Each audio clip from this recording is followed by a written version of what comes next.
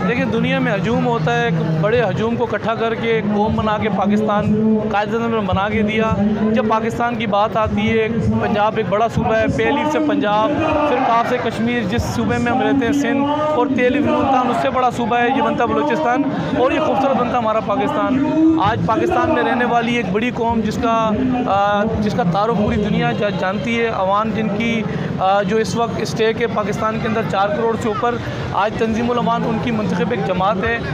उनकी जो है वो एक तंजीम है। आज उस तंजीम ने अपने ऐसे का कहते हैं कतरे कतरों से दरिया बनते हैं, समंदर बनते हैं, झीलें बनती हैं, तो अपना ऐसा डाला है। आज मुख्तलिफ अज़ला के अंदर तंजीमुल अवान के जो चेयरमैन हैं फ़ारूक अवान साहब, सिंध के जो चेयरमैन हैं फ़ारूक अवान साहब, आज उनकी सरबराही के अंदर आज मुख्तलिफ अज़ला के अंदर जो है वो परचम खुशाई की तकरीब का इंतकाद किया,